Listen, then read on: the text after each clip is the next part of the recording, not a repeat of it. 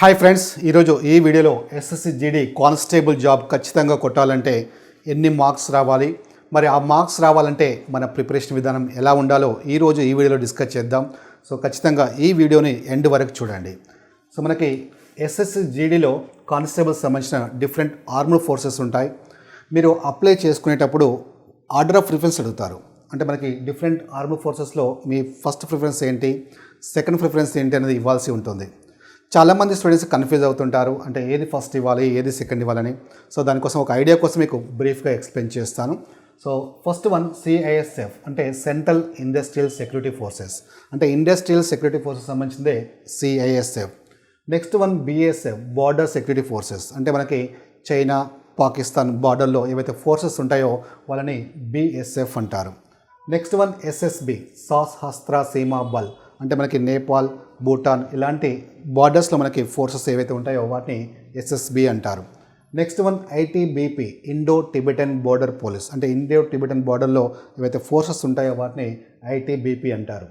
Next one NIA national investigation agency, and AR Assam rifles, and CRPF central reserve police forces. Of course మనకి CRPF సంబంధించిన పోస్టులకు సంబంధించి ఎలాంటి information mention చేయలేదు. So మనకి నోటిఫికేషన్లో సిఆర్పిఎఫ్ సంబంధించిన పోస్టులు మిగతావి మాత్రం ఉన్నాయి. Okay, right. మరి ఏది ఫస్ట్ ప్రిఫరెన్స్ ఇవ్వాలి అంటే అది జనరల్గా కట్ ఆఫ్ మార్క్స్ దేనికి ఎక్కువ ఉంటుందంటే ఎన్ఐఏకి ఎక్కువ ఉంటుంది కట్ ఆఫ్ మార్క్స్. ఈ ఫోర్సెస్లో మనకి టాప్ పోస్ట్ తీసుకుంటే మనకి నేషనల్ ఇన్వెస్టిగేషన్ ఏజెన్సీ, ఎందుకంటే ఫస్ట్ ప్రిఫరెన్స్ దీనికే ఇస్తారు చాలామంది. దీని కట్ ఆఫ్ మార్క్స్ కూడా 95+ ఉంటుంది. ఓకే, అంత కాంపిటీషన్ ఉంటుంది, ఎందుకంటే పోస్ట్ కూడా తక్కువ ఉంటాయి కాబట్టి, టాప్ పోస్ట్ కాబట్టి ఇందులో కంపేర్ చేసుకుంటే. సో అందుకే కట్ ఆఫ్ మార్క్స్ కూడా 95+ ఉంటాయి.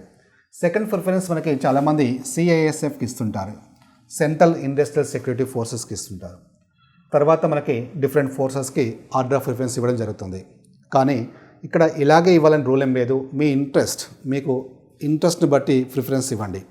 నేను ఇంతకుముందు చెప్పాను, చాలామంది బిఎస్ఎఫ్ కూడా ఫస్ట్ ప్రిఫరెన్స్ ఇస్తుంటారు, ఎందుకంటే బార్డర్ సెక్యూరిటీ ఫోర్స్ చాలామందికి ఉంటుంది. ఈ దేశం కోసం, నా దేశం కోసం నేను ఫైట్ చేయాలనే ఒక ఫీల్ ఉంటుంది. సో వాళ్ళు చైనా, పాకిస్తాన్ బార్డర్లో వర్క్ చేయడానికి రెడీగా ఉంటారు. సో అలాంటి వాళ్ళు ఫస్ట్ ప్రిఫరెన్స్ బిఎస్ఎఫ్కే ఇస్తుంటారు. అలా మీ మీరు ఏ ఇంట్రెస్ట్ని బట్టి ప్రిఫరెన్స్ ఇవ్వడానికి ట్రై చేయండి. ఓకే, సో మిగతావి ఎస్ఎస్బి, ఆ తర్వాత ఎస్ఎస్బి, ఐటీబీబీ, ఏఆర్కి ప్రిఫరెన్స్ ఇవ్వండి. Okay, right.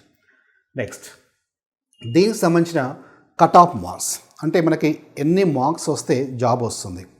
మనకి ప్రీవియస్ ఎగ్జామ్స్ అనలైజ్ చేస్తే 40+ వస్తే జాబ్ రావడానికి ఛాన్సెస్ ఎక్కువ ఉన్నాయి అవుట్ ఆఫ్ 100.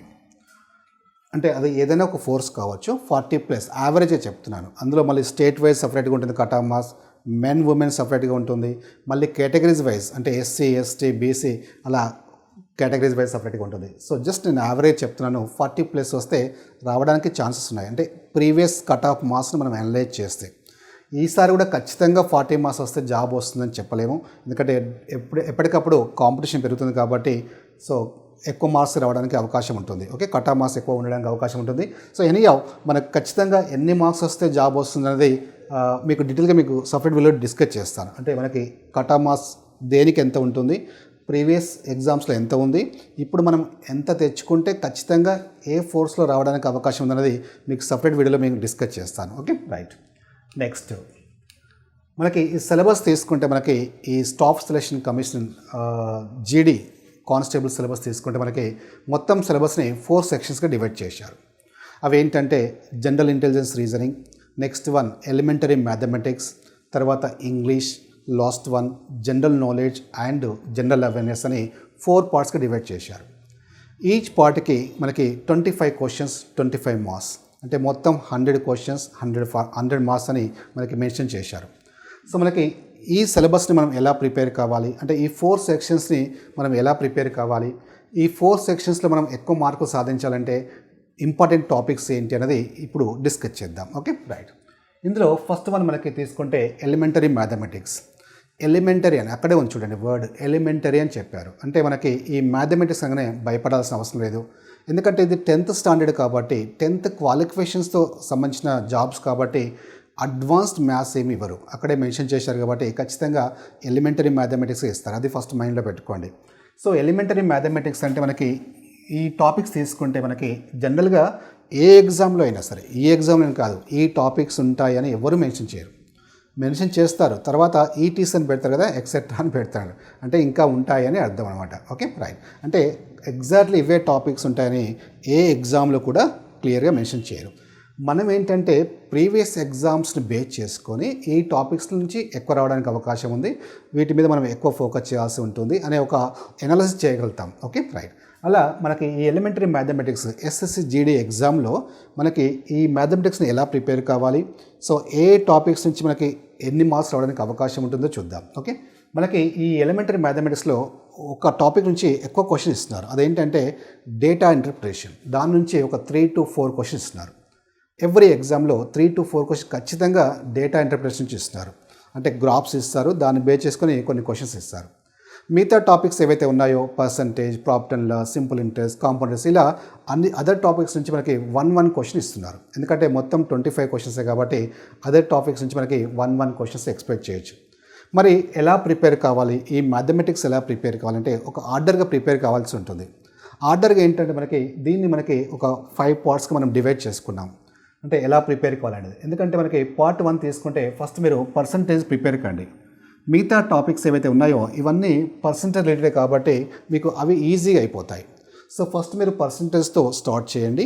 పర్సంటేజ్లో తర్వాత మీకు ఆటోమేటిక్గా ప్రాఫిట్ అండ్ లాస్ కానివ్వండి, simple interest, compound interest, alligation mixtures, ఇవన్నీ పర్సంటేజ్ రిలేటెడ్ కాబట్టి ఈజీగా మీరు ప్రాక్టీస్ చేసుకోగలుగుతారు. Okay, right.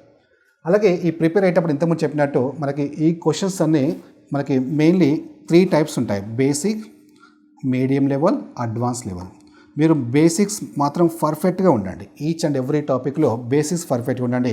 కొంచెం మీడియం లెవెల్ కూడా ప్రిపేర్ కావడానికి ట్రై చేయండి. అడ్వాన్స్ ప్రాబ్లమ్స్ ఏవైతే ఉన్నాయో అవి డోంట్ టచ్. ఓకే, అవి టచ్ చేయాల్సిన అవసరం లేదు, ఎందుకంటే ఎలిమెంటరీ మ్యాథమెటిక్సే కాబట్టి బేసిక్స్ మాత్రం ఖచ్చితంగా పర్ఫెక్ట్ ఉండండి. మీడియం లెవెల్ ప్రాబ్లమ్స్ కూడా కొంతవరకు మనకు నేర్చుకోవడానికి ట్రై చేయండి, ఎందుకంటే ఎవ్రీ ఇయర్ మనకి కాంపిటీషన్ కూడా పెరుగుతుంది కాబట్టి కొంచెం లెవెల్ పెంచడానికి అవకాశం ఉంది. కాబట్టి సో మీడియం లెవెల్ మీరు ప్రిపేర్ అవుతే వాడు కొంచెం స్టాండర్డ్ పెంచినా మీరు ఈజీగా అటెంప్ట్ చేయగలుగుతారు. ఎందుకంటే మనకి ప్రతి ఒక్క మార్క్ ఇంపార్టెంటే కాబట్టి మీడియం లెవెల్ వరకు ప్రాక్టీస్ చేసుకోండి. Okay, right. So first part 1 ఇది కంప్లీట్ అయిపోయిన తర్వాత సెకండ్ పార్ట్కి వెళ్ళండి. సెకండ్ పార్ట్లో మనకి రేషియో ప్రపోర్షన్ స్టార్ట్ చేసుకోండి. రేషియో ప్రపోర్షన్కి మనకి రిలేటెడ్ అనమాట. పార్ట్నర్షిప్ కానీ, ఏజెస్ కానీ, యావరేజ్ కానీ, ఇవన్నీ రిలేటెడ్ టు రేషియో ప్రపోర్షన్ కాబట్టి మీరు ఫస్ట్ రేషియో ప్రపోర్షన్ స్టార్ట్ చేస్తే మిగతావన్నీ మీకు ఈజీగా ఉంటాయి. Okay, right. తర్వాత number system, LCM, HCF. So ఇక్కడ మనం ఇంతకుముందు డిస్కస్ చేసినట్టు ఈచ్ టాపిక్ నుండి 1 మార్క్ ఎక్స్పెక్ట్ చేయొచ్చు. 1 మార్క్ ఈచ్ టాపిక్ నుంచి 1 మార్క్ మీరు ఎక్స్పెక్ట్ చేయొచ్చు. ఇక్కడ కూడా 1 మార్క్ ఈచ్ టాపిక్ నుంచి మీరు 1 మార్క్ ఎక్స్పెక్ట్ చేయొచ్చు. Okay, right. తర్వాత మనకి number system, LCM, HCF. So దీని నుంచి కూడా మనకు ఈచ్ టాపిక్ నుంచి 1 మార్క్ ఎక్స్పెక్ట్ చేయొచ్చు. తర్వాత మీకు time and distance, problems and trains, boards and streams కూడా ఇవి part of the time and distance కాబట్టి దీని నుంచి కూడా మనకి 1 మార్క్ మనకు ఎక్స్పెక్ట్ చేయొచ్చు. అలాగే టైమ్ అండ్ వర్క్, దీని నుంచి కూడా chain rule, pipes and system, ఈ రెండు కూడా part of the time and వర్కే. సో దీని నుంచి కూడా మనకి 1 or 2 క్వశ్చన్స్ మనకి ఎక్స్పెక్ట్ చేయొచ్చు. తర్వాత మనకి ఇంతకుముందు డిస్కస్ చేసినట్టు డేటా ఇంటర్ప్రిటేషన్ 3 to 4 క్వశ్చన్స్ షూర్గా ఇస్తున్నారు. సో దీని మీద ఎక్కువగా ఫోకస్ చేయండి. అలాగే డేటా సఫిషియన్సీ నుంచి కూడా మనకి 1-2 క్వశ్చన్స్ మనకి ఎక్స్పెక్ట్ చేయొచ్చు. తర్వాత మనకి మెన్సురేషన్ నుంచి కూడా ఒక 1 or 2 క్వశ్చన్స్ మనము ఎక్స్పెక్ట్ చేయొచ్చు. Okay, right. సో ఇలా మొత్తం 25 క్వశ్చన్స్ మనకి ఈ టాపిక్స్ నుంచి మనం ఏవైతే చెప్పామో ఖచ్చితంగా రావడానికి అవకాశం ఉంది. సో పార్ట్ వైజ్ డివైడ్ చేసుకొని మీరు ప్రిపేర్ అవుతే మీ ప్రిపరేషన్ అనేది చాలా ఈజీగా ఉంటుంది. Okay, right. నెక్స్ట్ వన్ మనకి రీజనింగ్లో కూడా మనకి 2 టైప్స్ ఉంటాయి: verbal reasoning, non verbal reasoning. Verbal అంటే ఏంటి? సమ్ లాంగ్వేజ్ యూజ్డ్, అంటే లెటర్స్ కానీ, నెంబర్స్ కానీ, వర్డ్స్ కానీ బేస్డ్ ఆన్ వాటి మీద ఇచ్చినప్పుడు దాన్ని వెర్బల్ రీజనింగ్ అంటారు. నాన్ వెర్బల్ అంటే ఏంటి? నో లాంగ్వేజ్ యూజ్డ్, అంటే లెటర్స్ కానీ, నెంబర్స్ కానీ యూజ్ చేయకుండా ఓన్లీ ఫిగర్స్ బేస్ చేసి మీద వచ్చే క్వశ్చన్స్ని నాన్ వెర్బల్ అంటారు. సో మనకి వెర్బల్ నుంచి దాదాపుగా 20 క్వశ్చన్స్ ఇస్తారు. వెర్బల్ నుంచి 20 క్వశ్చన్స్. అలాగే నాన్ వెర్బల్ నుంచి ఒక 5 క్వశ్చన్స్ మీరు ఎక్స్పెక్ట్ చేయొచ్చు. Okay, right. ఈ వెర్బల్లో మనకి మోస్ట్ ఇంపార్టెంట్ టాపిక్ ఏంటంటే నెంబర్స్. ఈ నెంబర్స్ రిలేటెడ్ కాన్సెప్ట్స్ ఏవైతే ఉన్నాయో వాటి నుంచి మనకి ఖచ్చితంగా 5 క్వశ్చన్స్ ఇస్తున్నారు. అంటే నెంబర్ సిరీస్ కానివ్వండి, number analogy, wrong number, missing number, number classification, ఇలా నెంబర్స్ రిలేటెడ్ ఏవైతే టాపిక్స్ ఉన్నాయో వాటికి సంబంధించిన 5 క్వశ్చన్స్ షూర్గా ఇస్తున్నారు. మిగతా అన్ని టాపిక్స్ నుంచి అంటే సిరీస్ కానీ, classification, coding, decoding, alphabet test, అలాగే మనకి నెక్స్ట్ మనకి నెంబర్స్ కాకుండా mathematical operations, logical diagram, directions, ranking, blood relations, ఇలా ఈచ్ అండ్ ఎవ్రీ టాపిక్ నుంచి మనకి ఒక 1 క్వశ్చన్ మనకు ఎక్స్పెక్ట్ చేయొచ్చు. సో ఇందులో రీజనింగ్లో తీసుకుంటే మనకి వర్బల్లో 20 క్వశ్చన్స్ ఎక్స్పెక్ట్ చేయొచ్చు.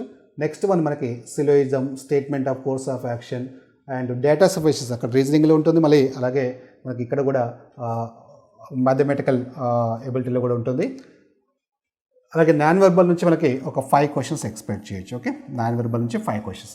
నాన్ వెర్బల్లో కూడా మనకి డిఫరెంట్ కాన్సెప్ట్స్ ఉంటాయి. Series, analogy, mirror image, water image, అలాగే డైస్ సంబంధించిన questions, cubes, paper folding, hidden figures, counting figures. So ఇలా మనకి వీటన్నిటి నుంచి ఒక 5 క్వశ్చన్స్ మనం ఎక్స్పెక్ట్ చేయొచ్చు. ఓకే, సో ఇందులో మనకి ఖచ్చితంగా నెంబర్స్ నుంచి ఒక 5 క్వశ్చన్స్, నాన్ వెర్బల్ నుంచి ఒక 5 క్వశ్చన్స్, 10 క్వశ్చన్స్ మనకి ఈ 2 కాన్సెప్ట్స్ నుంచి మనకి ఖచ్చితంగా రావడానికి అవకాశం ఉంది. Okay, right. నెక్స్ట్ వన్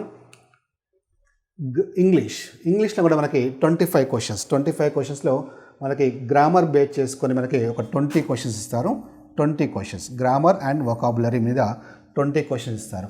అలాగే 5 క్వశ్చన్స్ ఖచ్చితంగా ఇస్తున్నారు. అవి ఏంటంటే క్లోజ్ టెస్ట్ సంబంధించి ఒక 5 క్వశ్చన్స్ ఇస్తున్నారు. అంటే రీడింగ్ కాంప్రహెన్షనే కానీ ఫిల్ ఇన్ ద బ్లాంక్స్, అందులో మనకి సూటబుల్ వర్డ్ సబ్స్టిట్యూట్ చేయాల్సి ఉంటుంది. అలాంటి క్వశ్చన్స్ ఒక 5 క్వశ్చన్స్ ఇస్తున్నారు. మిగతావన్నీ గ్రామర్ అండ్ వొకాబులరీ బేస్ చేసుకొని ఒక 20 క్వశ్చన్స్ ఇస్తున్నారు. రైట్ నా next one general knowledge and general awareness. So దీనికి సంబంధించి మనకి 25 క్వశ్చన్స్లో 20 క్వశ్చన్స్ జనరల్ నాలెడ్జ్ నుండి ఎక్స్పెక్ట్ చేయొచ్చు. 5 క్వశ్చన్స్ కరెంట్ అఫైర్స్ నుంచి ఎక్స్పెక్ట్ చేయొచ్చు. ఇందులో మళ్ళీ జీకే అంటే ఏంటి అంటే ఇక్కడ క్లియర్గా మెన్షన్ చేశారు. This includes questions related to India and it's neighbouring countries, especially pertaining to sports, history, culture, geography, economy, science, general polity, Indian constitution and scientific research etcetera. These questions will be such that they do not require a special study of any discipline. అంటే meaning ఏంటంటే GK అంటే మనకి general studies వేరు, GK వేరు. General studies అంటే ఇన్డెప్త్గా ఉంటుంది subject. So వాడు అదే చెప్తున్నాడు, do not require a special study of any discipline. ఏది పెద్దగా చదవాల్సిన అవసరం లేదు. జనరల్గా అంటే స్టాండర్డ్ జీకే చదువుకుంటే సరిపోతుంది ఈ సబ్జెక్ట్స్లో అని చెప్తున్నారు.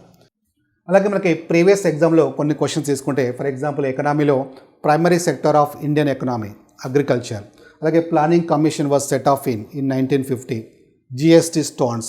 అలాగే సైన్స్ విషయాన్ని తీసుకుంటే మనకి longest bone in the human body, ఫెరమ్, అలాగే smallest bone in the human body, స్టఫేజ్.